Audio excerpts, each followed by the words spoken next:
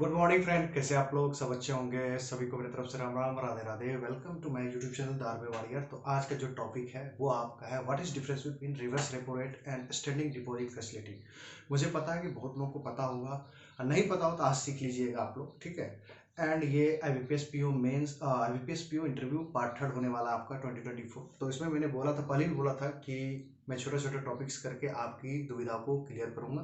Please making notes कीजिए, आप जहाँ भी हैं कहीं भी हैं। ये 4 से 5 मिनट की वीडियो को देखिए, समझने और कॉपी पे लिखने की कोशिश कीजिए। वो हिंदी हो या इंग्लिश मीडियम वाले बच्चे हो, कोई भी देख सकते हो। तो चलिए स्टार्ट करते हैं।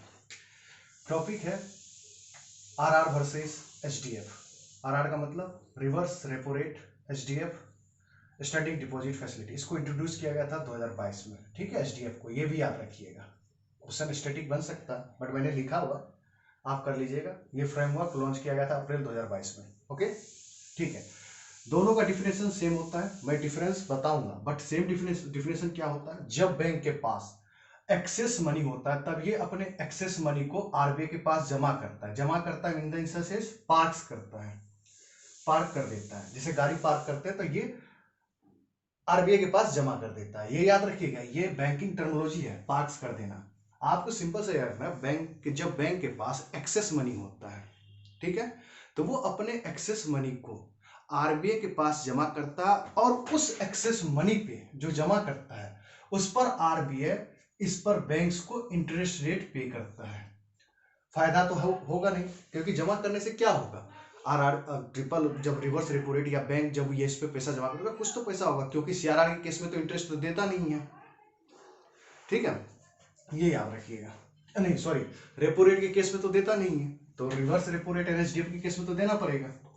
तो ये पर्क्स करते हैं, तो RBI इस पर बैंक्स को इंटरेस्ट रेट देता है। तो रिसेंटली जो डिफरेंस है, मेरे हिसाब से 2 डिफरेंस आप बता सकते हो, ठीक है। सबसे पहली बात है कि रेट ऑफ इंटरेस्ट का सीन है। सबसे पहली बात है कि रिवर्स रेपो रेट में 3.35% देता है RBI, एंड HDF पर 6.25% देता है, ठीक है। एंड सबसे बिग मेन जो रीजन है, मेन डिफरेंस है, वो है यहां no need to collateral. Sorry, no need to, क्या बोल रहे हैं, need collateral. Reverse repo rate में क्या है कि RBI को कोलेटरल देना पड़ता है in the sense of government securities. यहां पे कोई कोलेटरल का जरूरी नहीं है, ठीक है। इसमें कोई कोलेटरल का जरूरी नहीं पड़ता है, ओके, समझ गए। इसमें आपको कोई कोलेटरल का जरूरी नहीं पड़ता, RBI कोई कोलेटरल नहीं देता है, समझ गए। अब आइए और कुछ बात बता देता हूं, ठीक है, देख लीजिए। अब देखो ये ऐसा क्यों करता है, एक्सेस मनी को क्यों ऑब्जर्व करता है या RBI के पास क्यों जमा करना पड़ता है, जिससे कि हमारे देश में ना इन्फ्लेशन मेंटेन रहे, ठीक है। इसका सबसे बड़ा रीजन है कि हमारे देश में इन्फ्लेशन मेंटेन है। मान लो बैंक के पास ज्यादा पैसा आ गया, एक्सेस मनी, अगर ये इनके पास रह गया ना तो ये जहां मन तहां लोन बांट देगा, सब चीज कर देगा, जिससे कि मार्केट में ना पैसा ज्यादा आ जाए। मार्केट में पैसा ऑब्जर्व करने का तरीका 2 है, ठीक है, 3 तरीका है। ऑब्जर्व कैसे किया जाता है कि लिमिट में कैसे मार्केट में लाया जाए। जैसे कि आप देखोगे CRR, ये भी है, SLR भी है, ये भी है, और रिवर्स रेपो रेट है, एंड आप कह सकते हो HDF भी है। क्योंकि ये देखो SLR तो ये बैंक के पास होता है, ये तीनों